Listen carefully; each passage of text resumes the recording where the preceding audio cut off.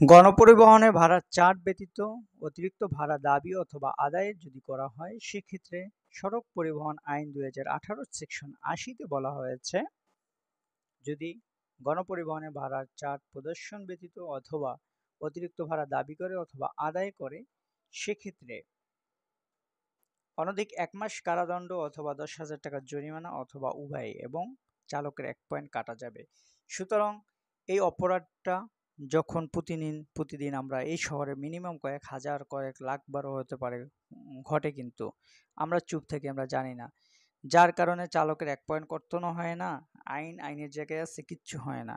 এটা নিয়ে বিচার আচার কি হবে না হবে জানি না, কিন্তু সড়ক পরিবহন আইন সেকশন ৮০ আপনার মুখস্থ থাকা জরুরি। এবং গাড়িতে যখনই এইরকম অপরাধ হবে, সমন্বিতভাবে আপনারা কথা বলবেন এবং সেটা রেকর্ড করবেন এবং এটা নিয়ে প্রতিবাদ অব্যাহত রাখবেন। কারণ আইন আপনার জন্য একটা অধিকার দিয়েছে, এই অধিকার ভঙ্গের অধিকার সরকারেরও নাই। সুতরাং আপনার অধিকার নিয়ে যদি আপনি কথা বলতে না চান, না পারেন, সেক্ষেত্রে প্রতিদিনই ভুগতে হবে। আর সেকশন ৮০ যদি এখন থেকে মনে রাখেন, ইনশাআল্লাহ এই গণপরিবহনে যে ভাড়া নিয়ে একটা অরাজকতা চলতেছে, সেটা খুব শীঘ্রই বন্ধ হয়ে যাবে। ভালো থাকবেন।